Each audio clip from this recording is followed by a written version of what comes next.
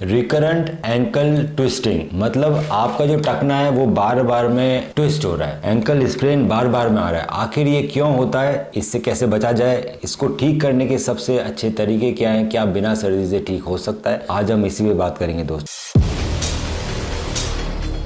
तो मेरा नाम डॉक्टर मनु बोरा, मैं एक ऑर्थोपेडिक सर्जन और arthroscopic and sports medicine expert हूँ, टीम ऑर्थो स्पोर्ट गुड़गांव। जब आपका टखना या एंकल ट्विस्ट होता है, आप खेल रहे हैं, आपने सीढ़ी उतर रहे हैं, कभी भी ट्विस्ट हो सकता है वो, उस समय कई बार टखने के दो लिगामेंट में डैमेज आता है। एक का नाम है ATLF एंटीरियर टैलोफिबुलर लिगामेंट, दूसरे का नाम है CFL कैल्कोनियोफिबुलर लिगामेंट। ये दोनों लिगामेंट का पार्शियल टीयर हो सकता है और हाई ग्रेड टीयर हो सकता है, लो ग्रेड टीयर हो सकता है, डिपेंडिंग अपॉन कितनी जोर से हमारा एंकल ट्विस्ट हुआ है। एक बार इन लिगामेंट का बड़ा टीयर आ गया तो रिकरेंट एंकल ट्विस्टिंग मतलब बार बार में एंकल ट्विस्ट होता रहता है। तो बहुत जरूरी है दोस्तों, जब आपका पहली बार टखना ट्विस्ट हुआ है तो इसके अंदर रिहेबिलिटेशन और हीलिंग फेज को ढंग से फॉलो करना बहुत जरूरी है, ताकि आपको रिकरेंट एंकल ट्विस्टिंग ना डेवलप हो। तो इनिशियली ट्विस्ट होने के बाद आइस पैक लगा सकते हैं, एलिवेशन रख सकते हैं, कंप्रेशन कर सकते हैं, इसको बोलते हैं प्राइस मेथड। दूसरा, इसके अंदर रेस्ट आपको लेना पड़ता है लगभग 6 वीक का। तो रेस्ट में कुछ लोग एयर कास्ट देते हैं, कुछ लोग प्लास्टर लगा देते हैं, एंकल बाइंडर लगा सकते हैं। 6 वीक के रेस्ट के बाद रिहेबिलिटेशन फेज चालू होता है, जिसमें आपको ATFL और CFL एक्सरसाइजेज रेगुलरली करनी है। ये अगर आप एक्सरसाइजेज रेगुलरली करते हैं तो आपके जो मसल्स है वो स्ट्रॉन्ग बनते हैं, एंकल स्टेबलाइजेशन ज्यादा होता है और हो सकता है कि आपको बार बार में रिकरेंट एंकल ट्विस्टिंग ना हो। उसके बाद भी अगर आपको प्रॉब्लम रह रही है तो आपको एक MRI कराना चाहिए। MRI में हमें मालूम पड़ता है कि आखिर जो हमारा एंकल है उसमें क्या क्या डैमेज है, क्या उसमें सिर्फ लिगामेंट का डैमेज है या उसमें कार्टिलेज का भी डैमेज आया है और क्या क्या एसोसिएटेड डैमेज है एंकल के अंदर। अगर एक बार आपके CFL या ATLF का हाई ग्रेड टीयर आ जाए और बार बार में ट्विस्टिंग हो रही है तो उसके अंदर दोस्तों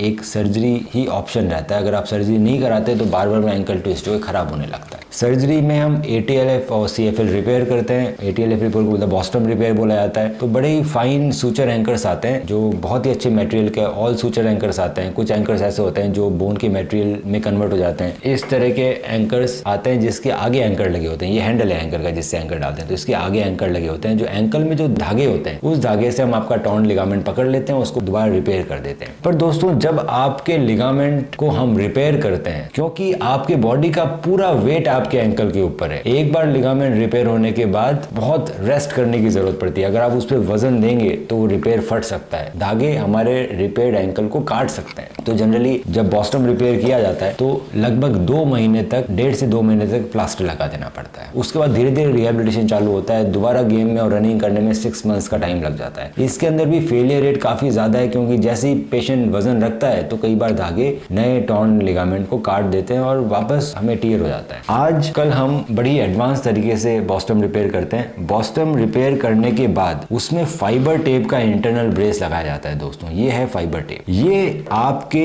नए रिपेयर को बचा के रखता है। रिपेयर के बाद फाइबर टेप का इंटरनल ब्रेस बना दिया, ये फाइबर टेप इंटरनल ब्रेस आपके नए लिगामेंट को बचा के रहेगा, ना उसको लंबा होने देगा, ना फटने देगा, ना टूटने देगा। इससे हमारे ऑपरेटिव रिजल्ट बहुत इंक्रीज हो गए, बहुत अच्छे हो गए। Fibre tape internal brace with ATFL repair के बाद आप 15 ही दिन सिर्फ प्लास्टर रखते हैं हम, कच्चा प्लास्टर, जब तक आपके टाके हील नहीं हो जाते। 15 दिन के बाद आपको हम वजन डलवाना चालू कर देते हैं पैर पे। धीरे धीरे वॉकिंग चालू होती है, जॉगिंग चालू होती है। 1.5 महीने में एथलीट वापस बैक टू रनिंग जा सकता है अगर इंटरनल ब्रेस फाइबर टेप हुआ है आपके एंकल लिगामेंट के रिपेयर के साथ। दोस्तों, अगर आपको लगता है कि आपका बार बार में टखना ट्विस्ट हो रहा है, एंकल ट्विस्ट हो रहा है, बार बार में एंकल स्प्रेन आ रहा है, या आपके MRI में ATFL या CFL इस तरह के लिगामेंट का टीयर है, या कोई और टीयर ऐसे कार्टिलेज का डैमेज है, तो आप हमें अपनी MRI व्हाट्सएप कीजिए और मैं उसको देख के बताऊंगा सबसे बेस्ट इलाज क्या रहेगा आपके लिए। ऑर्थो स्पोर्ट्स इंजरी के साथ भी, इंजरी के बाद भी।